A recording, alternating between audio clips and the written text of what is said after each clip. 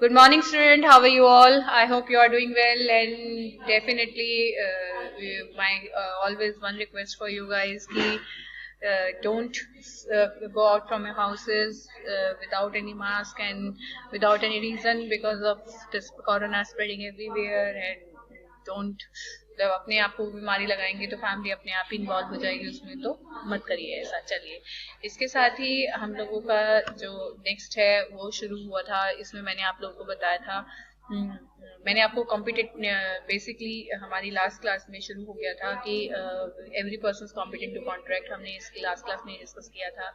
ठीक है, हमने लास्ट क्लास में ये भी डिस्कस किया था कि मोड ऑफ एक्वायरिंग मेंबरशिप, ठीक है, कि किस तरीके से हम लोग मेंबरशिप को एक्वायर कर सकते हैं।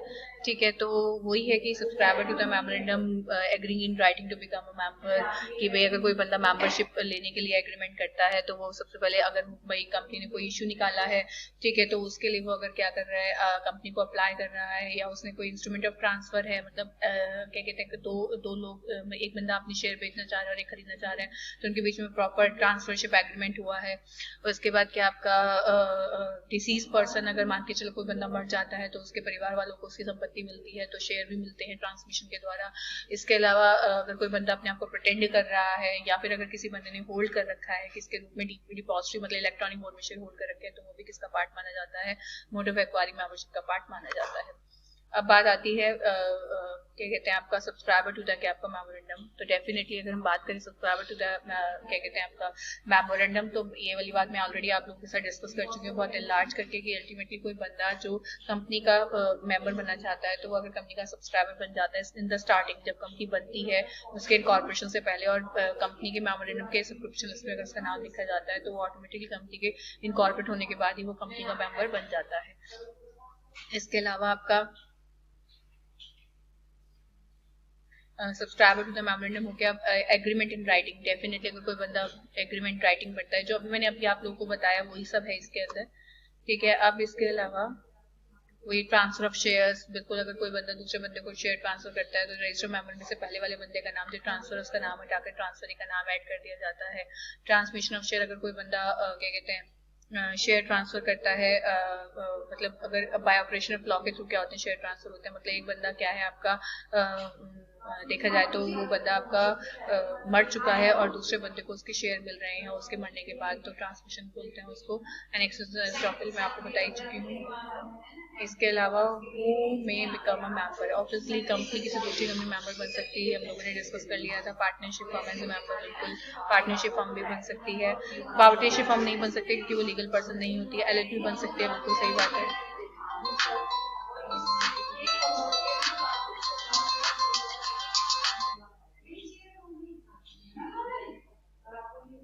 एलएलपी बन सकती है, एलएलपी एक लीगल पर्सन होती है, एलएलपी बन सकती है। Section 8 company, guest section 8 company बन सकती है। Non profit making company licence section 8 of that can become a member of another company which is authorized by its memorandum to invest into shares of the company. Foreigners as member, बिल्कुल foreigner may take share in Indian company, foreigner member बन सकते हैं। ठीक है, जो foreigners होते हैं वो मेंबर बन सकते हैं। Foreigner may take share in Indian company and become a member subject to the provision of FEMA, but in the event of war with his country he become an alien company, his power of voting and his right to receive notice are suspended. The foreigners क्या बन सकते हैं company में member, जैसे हम लोग होते हैं ऐसे फॉरनर्स होते हैं वो भी कंपनी में मेंबर बन सकते हैं। Minor as a member, yes minor बन सकता है, वैसे तो नहीं बन सकता क्योंकि वो कॉन्ट्रैक्ट नहीं कर सकता, कॉन्ट्रैक्ट बेस पर नहीं बन सकता, बट हाँ अगर माइनर के भी आपको उसके गार्जियन क्या करें, कॉन्ट्रैक्ट करें, तो वो क्या बन सकता है, मेंबर बन सकता है। तुमने वाली बात बताई है, after attaining majority minor if doesn't want to be member must repudiate his liability on the share on ground of minority. And बिल्कुल, क्योंकि कंपनी ने उसको कोई भी ऐसे शेयर दिए जो अल्टीमेटली जिसके ऊपर कॉल डिमांड की जा सकती है, तो कंपनी कभी भी अगर वो ना चाहे तो वो कॉल ना पे करे। तो अल्टीमेटली कभी भी कंपनी को कोई भी ऐसा रिस्क नहीं लेना चाहिए कि वो माइनर को मेंबर बनाए। हाँ, अगर उसने शेयर मार्केट से क्या कहते हैं आपका फुल फ्लैश पेमेंट करके अगर शेयर लिए हैं, तो अल्टीमेटली क्या होता है आपका माइनर क्या बन सकता है, मेंबर बन सकता है। Instalment as member, yes instalment भी कंपनी का मेंबर तब तक रहता है जब तक एग्जैक्टली वही जो अगर हम इंस्टॉलमेंट की बात करें तो जब तक उसका रजिस्टर मेंबर से नाम नहीं हटता है। पॉनी होता है जो प्लाज के केस में, अगर मान के चले कि आप किसी का पैसा नहीं देते हैं तो ऑटोमेटिकली अगर आपने शेयर गिरवी रखे हुए होता है तो जो पॉनी होता है उसके भी आपको मेंबर बन जाता है। बट जब तक कि प्लाज है और पॉनर कमिटमेंट करे रखता है तब तक वो ऐसा स्टेप नहीं उठा सकता। रिसीवर तो होता है जो इंसॉल्वेंसी में सारी एसेट जब्त करने आता है, तो जब तक कि सारी इंसॉल्वेंसी की प्रोसीडिंग पूरी नहीं हो जाती तब तक रिसीवर मेंबर नहीं बनता। ठीक है, हाँ अगर उसका बाद में नाम चढ़ जाए तो बन जाता है। Person taking shares in fictitious name, अगर कोई पर्सन फिक्टिशियस नेम से ऐसा करने की कोशिश करता है तो 447 की लायबिलिटी।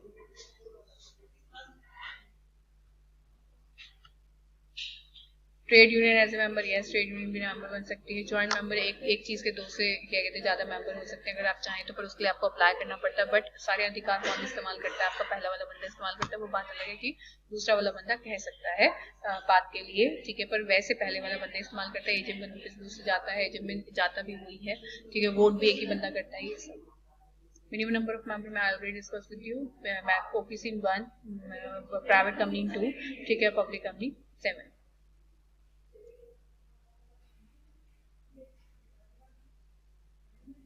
रिस्ट्रिक्शन मेंबरशिप तो मैं आपको बता ही चुकी हूँ।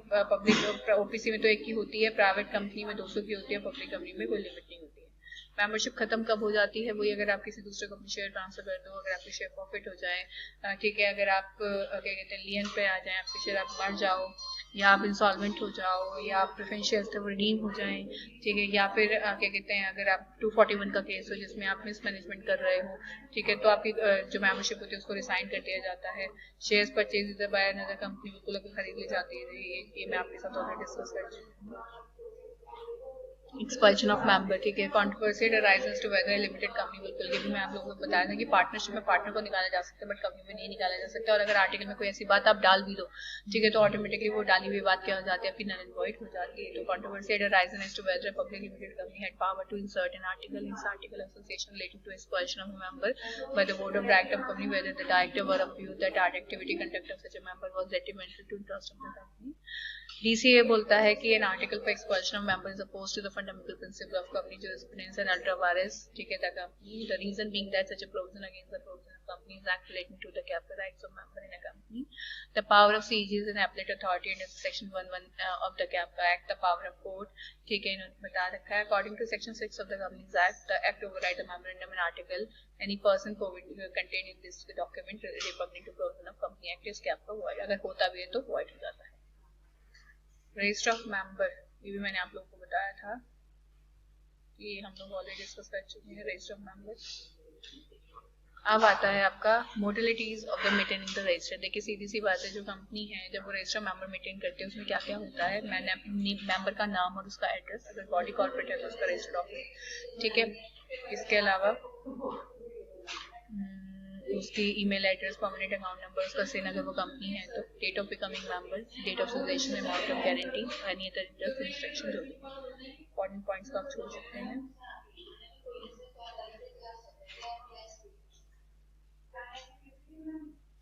ऑथेंटिकेशन ऑफ रजिस्टर ऑब्वियसली जो कंपनी के अंदर या तो कंपनी सेक्रेटरी होता है वो करता है, या फिर अगर मान के चले बोर्ड ने जिसको ऑथराइज कर रखा वो करता है। फॉरेन रजिस्टर भी ऑथेंटिकेट किया जाता है कंपनी सेक्रेटरी के द्वारा जिसको बोर्ड ने ऑथराइज कर रखा होता है।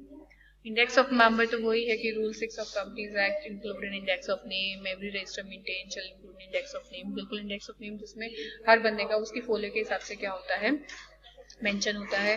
फोलियो उसके सफिशिएंट इंडिकेशन लेवल the entry relating to the folio in the register to be readily found, maintenance of index is not necessary in case the number of member is less than 50, company shall make the necessary entry in the index simultaneously with the entry for the allotment or transfer of any security in such register, inspection must be allowed to of the gap का index in the same manner as applicable to register of gap का member, ठीक है। और place of keeping and inspection of the register, तो सीधी सी बात है register को आप कहीं पर भी रख सकते हैं, मतलब वैसे तो रजिस्टर ऑफिस पर ही रखे जाते हैं, बट अगर कहीं पर भी नंबर ऑफ मेंबर 10% से ज्यादा होते हैं तो आप वहाँ पर रख सकते हैं, पर वो 20 मिनट करके।